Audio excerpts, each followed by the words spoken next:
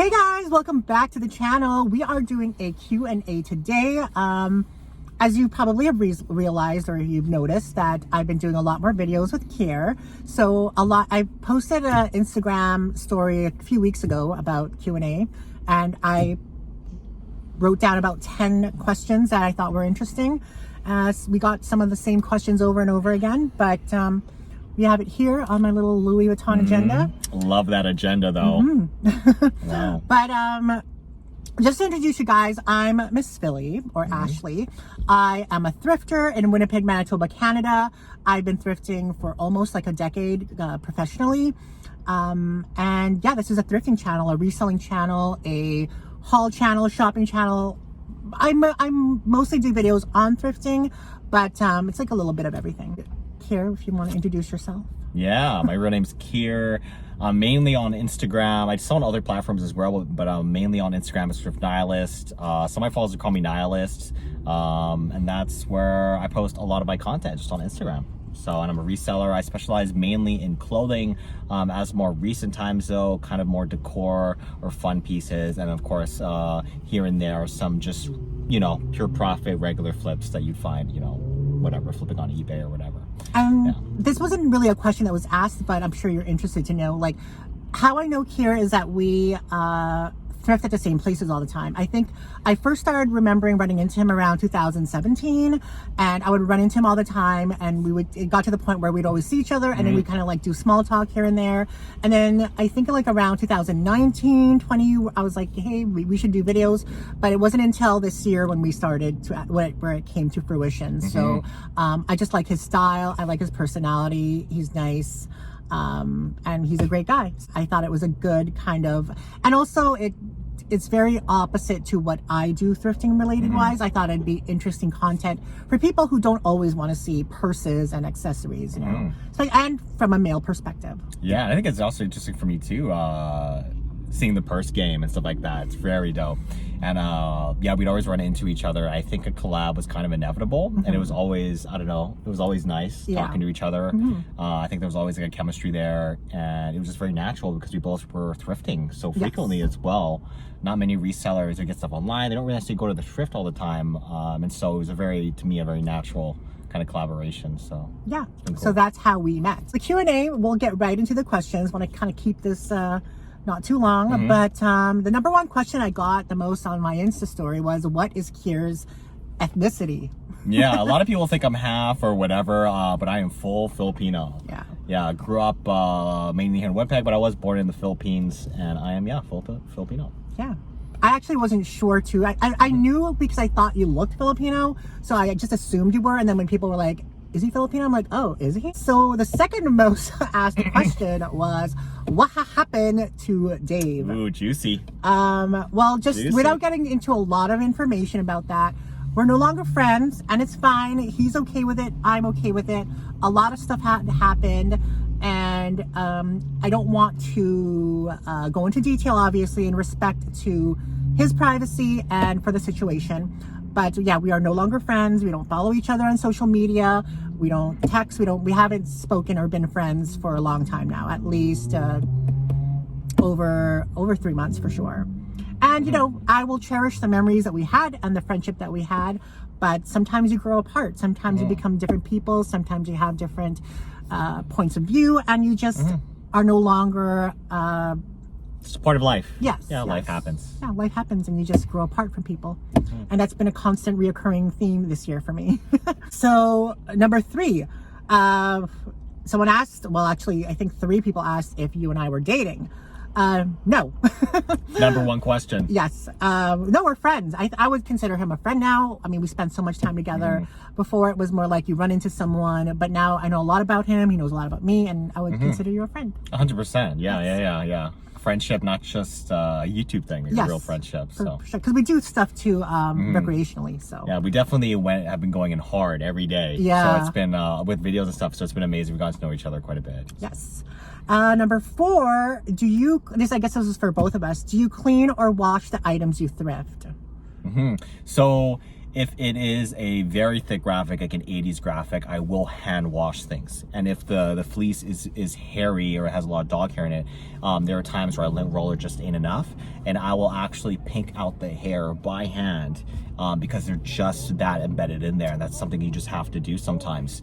I try to avoid it nowadays, but oftentimes, most of the time, I will steam clean, which will clean more germs, bed bugs, you know, recent times, any kind of bacteria, and that's a very effective way to bring life back to a garment, take out any wrinkles and kill all germs. But obviously if there are stains, obviously if it's really dirty, I am going to throw it in the wash, if not hand wash or pick out hairs by hand. And every garment, you know, is a little bit different depending on the material and how you wash it, and so I always make sure that I'm always playing it on the safe side, and I like to wash garments properly, even hang drying and lay flat to dry. Probably a long answer. Yes, I do wash my clothing, but I just like to add that I'm very mindful of the fabric, how it should be washed to keep the integrity of the garment, and even bringing and upcycling products back to life, back to their original state. He's meticulous. Yeah, very meticulous guy. Me, I like when it comes to, like, say I thrift a Lululemon hoodie, I usually don't wash it unless there's like a smell or something, but I do run it through the dryer for like 30 minutes, half an hour. I do Febreze it with I have this Febreze that's Antibacterial? yes, Yeah, antibacterial, so that it kills germs or whatever, along with the heat.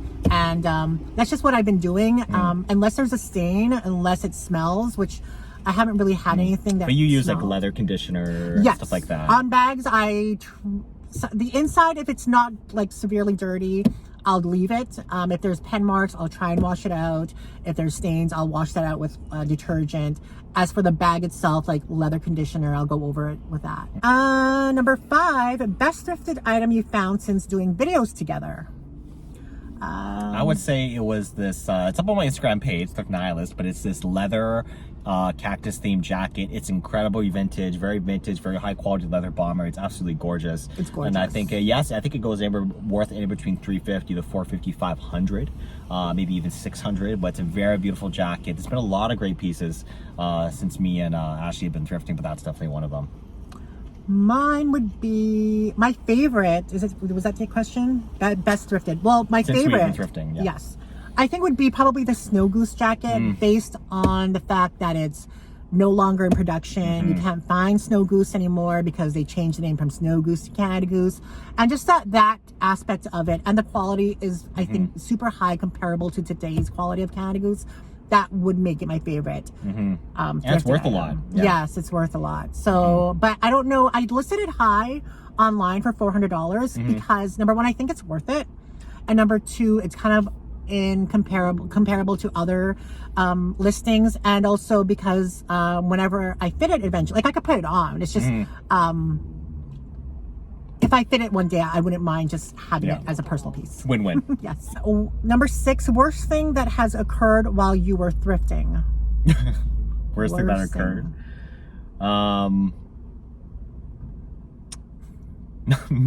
Nothing that isn't too personal. Okay. Well, actually, maybe this one time that I did have like actually a panic attack while I was thrifting. I think it was just a culmination of anxiety and life shit that was already happening at that time. And so I ended up, for whatever reason, it feels so funny to me to talk about it now in retrospect, because I'm like, that's ridiculous how that would happen. But obviously, you know, it is what it is. Emotions take over, and I was just dealing with too much anxiety. I think stress from the business and other personal things. I just started bawling my eyes out while I'm thrifting. So dramatic, but you know, it is what it is. It happens sometimes. You know, thrifting is fun, but you know, personal stuff does get in the way sometimes. And you know, thrifting isn't the be all end all, you know, sometimes in life. But that was maybe I want to say the worst thing, but it was definitely Memorable. Memorable, and one of the hard moments while thrifting for sure. Yeah. I guess that would answer the next. I haven't answered that question yet, but that would be the next question too. Most memorable thing that has happened while That would be up there, yeah. That would be up there.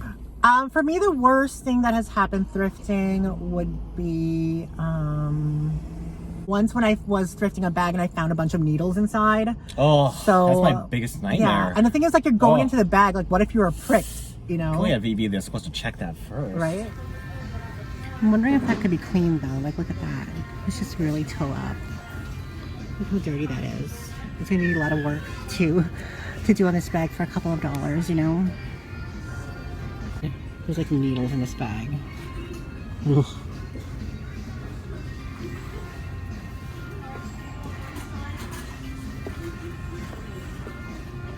That. I think the most memorable thing to me that stands out was at this Value Village on Jefferson when I think it was 2 years ago, they had an Hermes Kelly bag. I just have zero experience with Hermes. I have never held or felt or owned a real Hermes bag because it's way out of price reach for me.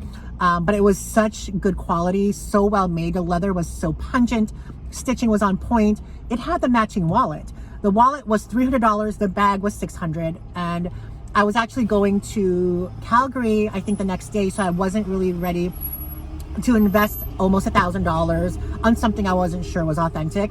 But in retrospect, I probably would have gotten it because even if it was a bootleg Hermes Kelly, it's still worth quite a bit of money, if not like at least, I would say for that Kelly, just the way it was made and the condition, it was like brand new, probably $1,000, $1,200 on its own. That's crazy. Yeah. I guess as far as real quick, like memorable finds though, definitely was probably a Supreme piece, just because Supreme is just something you don't normally see at the thrift actually ended up being real that I found. And then I ended up finding a Stone Island, and actually maybe not so much Stone Island, but Versace Couture. So the Couture Versace shirt, it was like all corduroy but with beautiful details on it. And that was like a really good piece, just to name a few, I guess, as far as like crazy pieces at the thrift. Nice. Number 8, do people recognize you since doing the news TV interview? Not the news TV interview per se, I don't think. Pretty cool experience, I guess.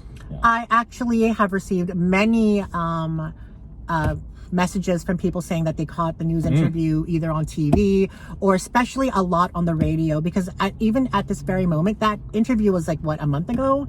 And they're still playing it on the radio as a little kind of insert clip. And I still get messages from people as late as, I think, like last week, I got a message from someone saying, hey, I heard you on the radio. So I was like, oh, cool. So yeah, I still get recognized from that. And also a lot of the people who work at the thrift store have said that they've seen the interview. So that's kind of cool, I guess. That's pretty sweet. Yeah. Number 9, weirdest thing you've thrifted. Nothing particularly weird, honestly, that really stands out. Maybe like this Freemason plate that you only get if you're a Freemason member. That's like gold trim on it. And it has like the whole full-blown Freemason thing. It's a personal piece. Maybe nothing super particularly weird, but definitely a unique piece you don't normally sell unless you can't get that unless you're like a Freemason, and not a regular Freemason. Like it's from a specific lodge and a specific ceremony. So. Mine would be, what is Freemason again? It's the Illuminati thing with like, you know, all that kind of stuff. Yeah, that kind of group. Tan, tell us something interesting about yourself. Interesting? That's a pretty open-ended question. I guess maybe just something that you wouldn't really know outside of resale is that maybe I do write poetry, and I do spoken word poetry, like performance poetry. And I was on the national team for where we are here. I competed for the national level for the Canadian spoken word title. It's weird because it's called competitive poetry, even if it's art, and art is subjective. For whatever reason, it's just an accepted weird thing within spoken word poetry alone, where they like to do competitions.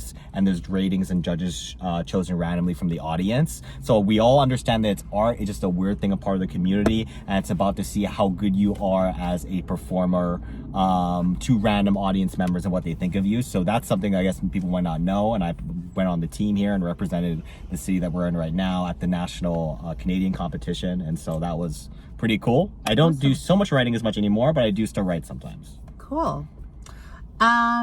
Awesome. Well, I knew that about him anyway. But, for me, I guess the thing that pops into my head is I can make a sound with my eyeballs. There you go.